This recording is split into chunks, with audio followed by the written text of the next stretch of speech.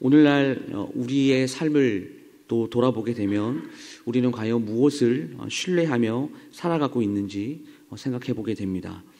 우리의 삶이 가장 위태로울 때, 어떤 결정 앞에서 흔들릴 때 결국 내가 의지하는 것이 무엇인지 우리의 믿음이 그 속에서 드러나게 되는 것이죠.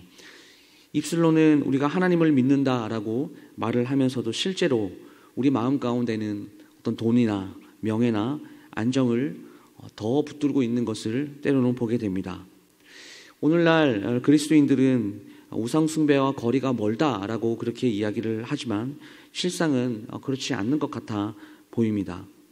우리가 눈에 보이는 금송아지를 만들지는 않더라도 보이지 않는 우리 마음 가운데의 우상은 여전히 우리 신앙의 중심을 위협하고 있는 것 같습니다. 하나님보다 더 사랑하는 것, 그리고 더 두려워하는 것, 하나님보다 더 의지하는 것, 그것이 바로 오늘 우리가 마주한 우상이다라고 할 수 있습니다. 우리 하나님은 에스겔 선지자를 통해서 당시 이스라엘 백성이 범죄하였던 그 우상 숭배의 그 실상을 낱낱이 오늘 드러내시고 그들이 그것을 따름으로써 겪게 될 어떤 처참한 결과를 오늘 선지자를 통하여 선언하십니다. 이스라엘 6장 전체를 보게 되면 유다의 죄악이 얼마나 깊은지를 오늘 구체적으로 보여주고 있고 하나님께서 그 우상 숭배에 대해서 얼마나 그 우상 숭배를 싫어하시고 또 진노하시는지를 오늘 아주 선명하게 말씀하고 계십니다. 왜 하나님은 그렇게까지 우상 숭배를 미워하셨을까요? 왜 그것은 단순한 어떤 신앙의 일탈이 아니라 하나님의 심판을 자초하는 아주 중대한 죄였을까요? 그리고 이 말씀이 오늘을 살아가는 우리에게는 또한 어떤 도전과 경고를 주고 있을까요? 오늘 본문을 통해서 우리는 우상을 섬긴 자들의 결말이 얼마나 비참했는지 우리가 함께 살펴보게 될 것입니다. 그리고 이 시대를 사는 우리가 마음 깊이 새겨야 할 영적 교훈을 한번 묵상해 보려고 합니다. 우상이 어떤 모양으로든 우리 삶 가운데 한 자리를 차지하게 되면 결국 하나님과의 관계가 완전히 무너지게 되고 우리 삶에 대한 질서까지 파괴됩니다. 따라서 우리가 반드시 오늘 이 질문 앞에 서야 합니다. 나는 정말 진정으로 하나님 한 분만을 예배하고 있는가? 아니면 이름만 하나님일 뿐 실제 무능한 우상을 붙들고 있진 않는가?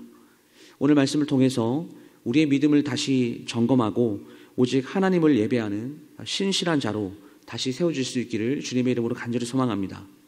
오늘 본문 2절 말씀을 보시면 하나님은 에스겔에게 이스라엘 산을 향하여 그들에게 예언하라 라고 이렇게 명령하고 있습니다. 왜 산일까요? 이 산이라고 하는 것, 이스라엘 백성들이 우상을 섬기기 위해서 산당을 지었던 곳이고 영적으로 타락한 행위의 중심지였습니다.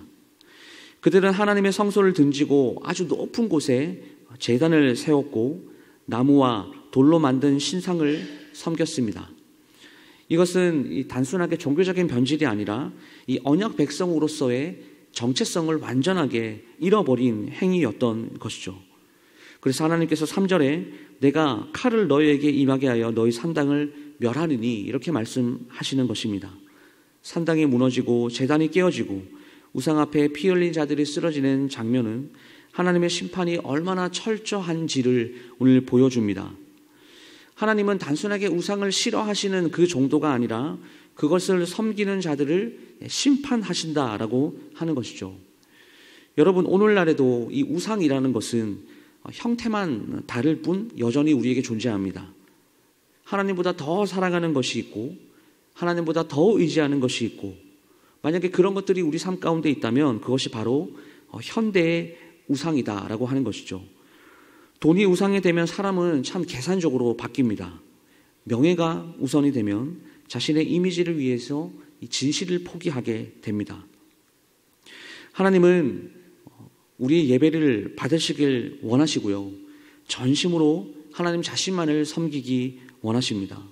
오늘 이스라엘이 우상을 쫓아서 멸망했던 것처럼 우리 마음도 마음의 중심을 하나님이 아는 다른 것에 두게 되면 온전한 삶을 살 수 없다라는 것을 오늘 본문을 통해서 우리는 확인할 수 있습니다. 또한 하나님께서는 우상 숭배의 결과가 얼마나 비참한 것인지 오늘 7절 말씀에서 이렇게 말씀하십니다. 너희가 죽임을 당하여 엎드려지게 하여 내가 여호와인 줄 너희가 알게 하려 함이라. 이것은 하나님의 임재를 알게 되는 순간이 회개의 기회가 아니라 심판의 순간이다라는 뜻입니다. 하나님을 떠나서 살던 사람들은 결국 고통 속에 서야 하나님이 참 하나님이셨구나라는 것을 깨닫게 된다라고 하는 그런 말씀이죠. 그런데 이때 하나님을 경험하게 되면 이미 늦은 깨달음입니다. 하나님의 심판 가운데서 확인되는 진실이기 때문입니다. 오늘 8절 말씀 보시면 그러나 너희가 여러 나라에 흩어질 때에 내가 너희 중에 칼을 피하여 이방인들 중에 살아남은 자가 있게 할지라 이렇게 말씀하시면서 심판 중에도 남은 자를 두시겠다라고 하는 하나님의 이 자비하심을 보여줍니다. 그러나 이 남은 자들이 그 포로의 땅에서 자신의 죄악을 회개하며 그 상함으로 철저히 자신들의 우상을 세웠다라는 것을 이렇게 하나님으로 인하여서 후회하게 된다라고 하는 말씀이죠. 여러분, 하나님은 눈에 보이지 않는 그 마음의 우상까지도 꿰뚫어 보시는 분이십니다. 그리고 그것을 회개하기를 원하시는 분이십니다. 동일하게 오늘 우리도 우리의 마음을 좀 깊이 들여다보아야 합니다. 겉으로는 하나님을 예배하지만 정작 우리 마음 그 중심에는 세상의 가치와 쾌락, 자기 욕망에 끌려다니고 있다면 그것은 여전히 우상을 숨기는 일이다라고 하는 것이죠. 하나님은 단지 우리가 형식적인 신앙이 아니라 마음 깊은 곳에서부터의 그 우상을 다 끊고 돌아오기를 원하시는 분이십니다. 왜 그럴까요? 우상을 따르는 삶은 결국 오늘 본문에도 우리가 알 수 있지만 파괴이고 그리고 진정한 회개 없이는 결코 회복이 없기 때문입니다.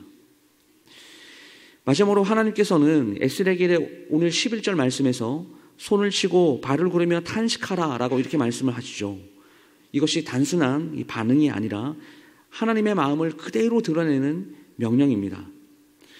여러분, 하나님은 심판하시는 하나님이십니다. 하지만 심판만 하시는 하나님이 아니라 그 심판 속에서 동시에 슬퍼하며 돌아오기를 원하는 분이십니다.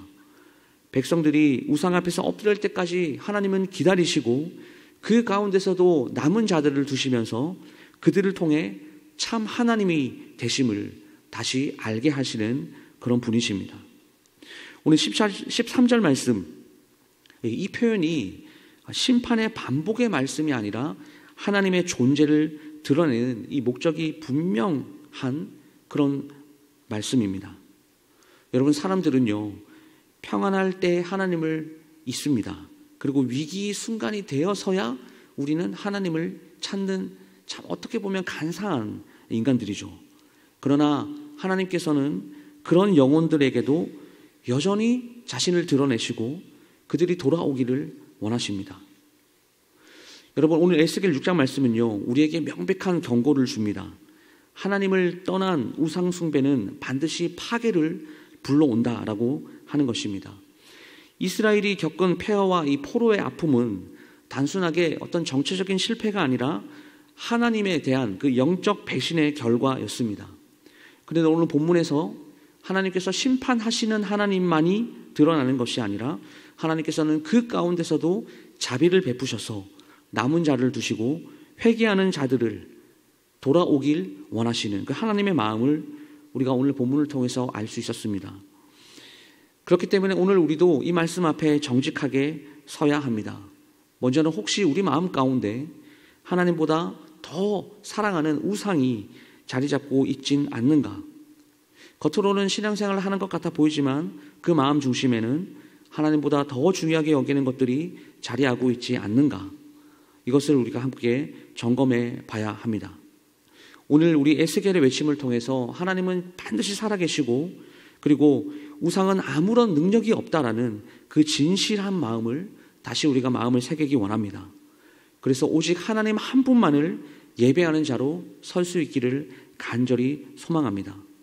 그래서 오늘 모든 우상을 다 내려놓고 오늘 말씀을 통해서 하나님 앞에 엎드리는 이 참된 예배자로 세워지시기를 주님의 이름으로 간절히 축복합니다. 기도하겠습니다. 전능하신 하나님 아버지, 에스겔의 말씀을 통해서 우상을 따르는 삶이 얼마나 참혹한 결과를 낳는지 깨닫게 하시니 주님 감사합니다. 우리 마음속 깊이 숨겨진 우상들을 주의 말씀 앞에 드러내어 회개하게 하시고 오직 주님만을 예배하는 순결한 믿음을 회복하게 하여 주시옵소서. 심판 중에도 자비를 거두시지 않으시는 하나님의 긍휼을 의지하며 오늘 하루도 말씀 가운데 순종하며 살아갈 수 있도록 하나님 인도하여 주시옵소서. 그래서 하나님이 여호와의 심을 온전히 인정하며 어떤 상황 속에서도 주님만을 바라보는 복된 믿음의 사람이 되게 하여 주시옵소서. 예수 그리스도 이름으로 기도드리옵나이다. 아멘.